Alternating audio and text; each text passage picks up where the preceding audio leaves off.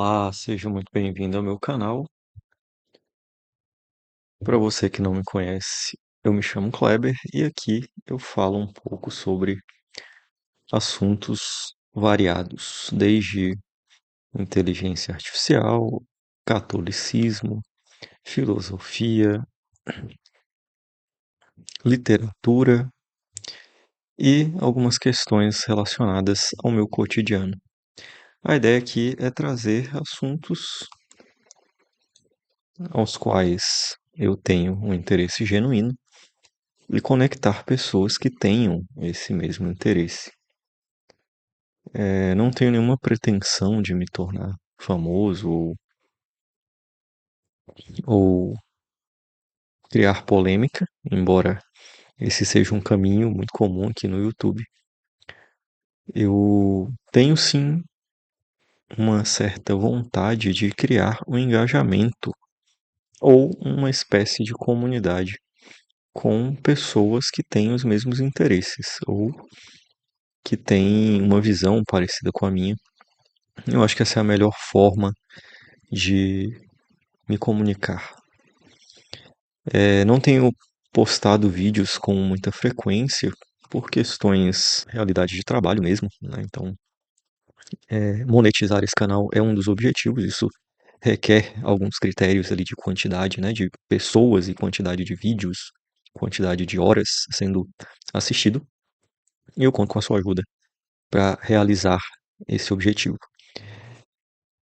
Bom, em alguns vídeos, eu vou deixar um card aqui, eu tenho falado um pouco sobre estilos de vida e alguns interesses que, ao meu ver, se tornaram mais comuns ou mais frequentes, que é justamente uma volta ao campo. Algumas pessoas que eu posso chamar de bem-sucedidas profissionalmente acabaram optando por esse retorno a uma vida simples no interior e até mesmo na roça, digamos assim, né? Numa fazenda, numa chácara, num meio rural. E isso hoje traz uma certa qualidade de vida, justamente por não estar no meio da muvuca urbana, por não estar no meio da correria, no meio do trânsito, do barulho, da poluição. Isso me parece algo muito positivo, graças à evolução tecnológica e dos meios de trabalho. Hoje, algumas pessoas que conseguem trabalhar de casa e oferecer serviços pela internet podem ter esse estilo de vida, que não é para todo mundo, evidentemente, não é todo mundo que quer, não é todo mundo que gosta, não é todo mundo que anseia por isso, que deseja isso, mas tanto para pessoas que têm famílias grandes, com muitos filhos, quanto para pessoas que não têm famílias grandes e que muitas vezes são até solitárias, esse estilo de vida também se torna algo bom, algo agradável, né? Algo que é saudável. Eu vejo isso como uma tendência para os próximos anos e é importante entender o porquê, né? Por que isso acontece. Eu que planejo ter uma vida assim, estou investigando e observando como outras pessoas têm feito, o que é preciso, quais são os desafios, quais são as vantagens, e convido você a acompanhar comigo esse estudo, essa investigação. Bom, hoje apareceu aqui para mim, né, uma matéria da Forbes falando sobre isso. Nós vamos ler juntos aqui. Então a matéria da Forbes começa assim, né? Porque a vida offline está virando o novo normal. Será que está? Talvez desconectar seja, na verdade, uma forma de se reencontrar. Concordo.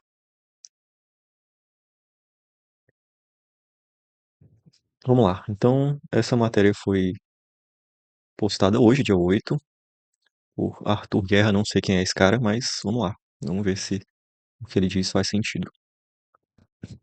Você já sentiu uma necessidade de se desconectar para realmente se conectar?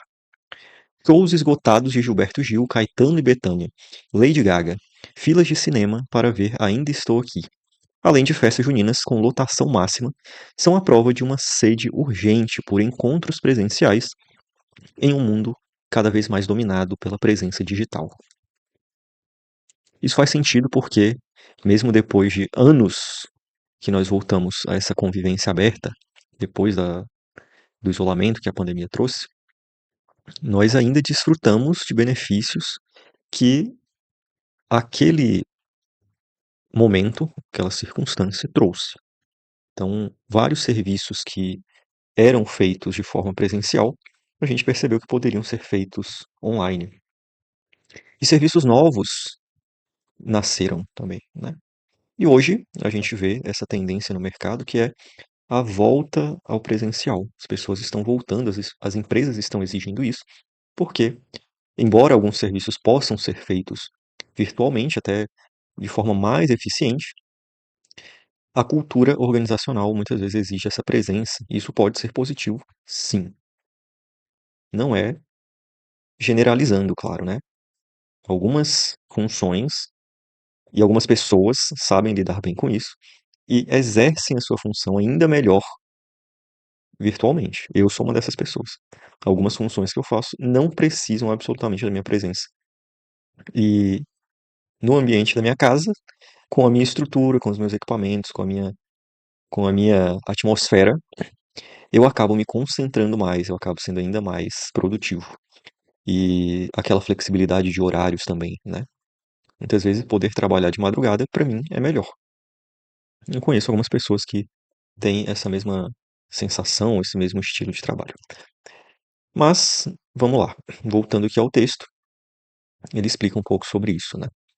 Vivemos na era da revolução tecnológica, onde cada inovação redefine nossas relações, consumo e comportamento, além, claro, de vermos as nossas vidas sendo facilitadas de muitas formas.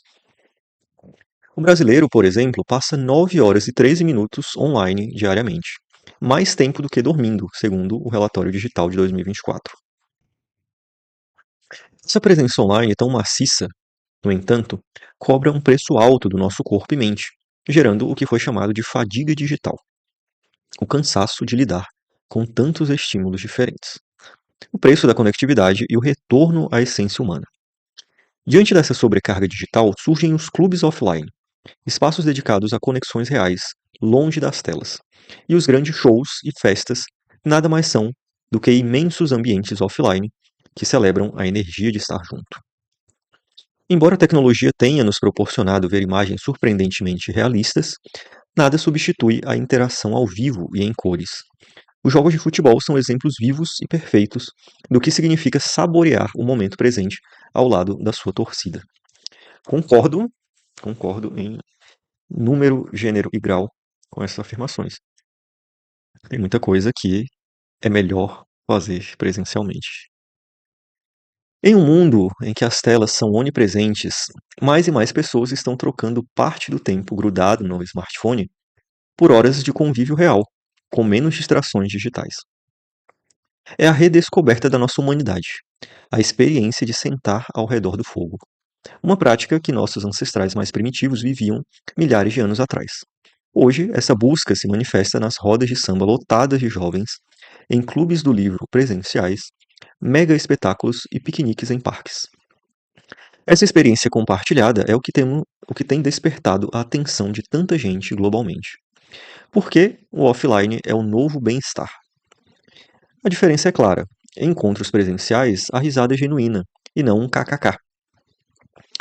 Nem sempre, né? Mas faz sentido. Os comentários ganham uma voz e as conexões são mais profundas porque ocorrem entre pessoas e não com algo que sequer sabemos se é um robô virtual. Não precisamos ser cientistas para perceber que os benefícios são palpáveis. Redução do estresse e da ansiedade, satisfação e sensação de bem-estar. Exatamente o que sentimos ao encontrar amigos. Isso é uma coisa que faz muito sentido, porque em muitos momentos a gente inclusive se acostumou com isso naquela fase do isolamento, porque a circunstância não permitia aglomerações, né? Nós sabemos, quem viveu, né, tem aquela lembrança. E muita gente se tornou ansiosa, depressiva, desesperada, muitas vezes com medo da morte. com medo de perder pessoas. E isso criou um novo estilo de vida. Não existia mais uma socialização presencial. Eu tive algumas experiências muito interessantes na época da pandemia, graças a esse estilo de vida que foi proporcionado naquele momento e que, claro, todos nós sabíamos e queríamos que fosse algo passageiro, algo que acabasse logo. E ainda assim, nós valorizamos esses momentos. Uma das situações que eu vivenciei naquela época e que foi muito marcante para mim foi uma missa que eu assisti de forma online. Só que essa missa, ela tinha algo de muito particular. As igrejas estavam fechadas pelo governo, né, tinha um decreto proibindo que as pessoas fossem até a igreja. Nem todo mundo obedecia, evidentemente, eu acho que isso era justo, mas nós sabíamos e aceitávamos o risco real disso, né? Principalmente aqueles que eram mais vulneráveis, os velhos, os que tinham algum tipo de doença, então, enfim. E nessa época surgiu um grupo de ex-religiosos da Toca de Assis, a fraternidade da qual eu fazia parte. E aconteceu algo que foi emocionante, posso dizer. Porque esse grupo se reuniu e eles combinaram de assistir uma missa juntos. O detalhe é que essa missa, ela foi celebrada por um padre que era religioso junto conosco, também era ex-toqueiro, porque ele saiu da fraternidade e foi para um outro instituto se tornar padre, e assumiu uma paróquia na Índia. O instituto do qual ele fazia parte é um instituto de padres missionários e eles tinham lá um apostolado na Índia. E essa missa foi transmitida pelo Zoom. Infelizmente eu não tenho mais a gravação dessa missa. Se eu tivesse, eu traria aqui para vocês verem quanto isso foi bonito. Talvez não fizesse sentido, porque só quem viveu também sabe o que era o significado daquela celebração. Então estava o padre em uma capelinha, numa sacristia, na verdade, na Índia, celebrando sozinho. Porém, ele estava transmitindo essa missa pelo celular. Eu acho que tinha umas 30 pessoas no máximo. Só que essas 30 pessoas que estavam do outro lado estavam sozinhas. Tinha alguns que eram casais, então os casais estavam juntos. Mas era como se fosse algo absolutamente exclusivo. E essas 30 pessoas eram pessoas que se conheciam pessoalmente, que tinham convivido numa vida fraterna, e mesmo que a gente nunca tivesse se visto pessoalmente, alguns eu nunca tinha visto pessoalmente, nós tínhamos vivido uma mesma regra de vida, porque fazíamos parte da mesma fraternidade. Isso significa que, durante todo o período que eu vivi nessa fraternidade e que aquelas pessoas viveram naquela fraternidade, nós sabíamos exatamente qual era a rotina diária daquelas pessoas. Mais que isso, nós sabíamos qual era o estilo de vida, os anseios, os objetivos, as dificuldades. Era como se eu conhecesse aquelas pessoas profundamente. E de fato conhecia. Por termos compartilhado essa experiência, nós tínhamos algo em comum que era muito profundo. Era a realização de uma vocação. E mesmo que depois todos tenham saído dessa fraternidade, nós ainda carregávamos algo em comum que nos tornava muito próximos, muito íntimos. E eu me lembro de algumas situações muito específicas dessa missa, porque era como se nós estivéssemos no mesmo lugar, embora estivesse cada um em uma cidade, em países diferentes. O padre estava na Índia, alguns estavam no Brasil, espalhados por vários estados. Eu lembro que tinha uma menina que estava nos Estados Unidos, tinha uma família que estava na Colômbia, se não me engano. Mas nós estávamos na mesma missa. E algo interessante que aconteceu foi que os cantores dessa missa eram os cantores conhecidos dessa fraternidade na época em que nós estávamos lá. E as músicas que eles cantaram eram músicas que nós cantávamos com frequência. Aquelas vozes eram conhecidas, aquelas músicas eram conhecidas, aquela liturgia era conhecida por todos. E eu lembro que antes da missa começar, nós conversávamos ali um pouco, relembrando algo que era próprio, típico e frequente da regra de vida, que era o que nós chamávamos de partilha de coração. Dentro da convivência fraterna,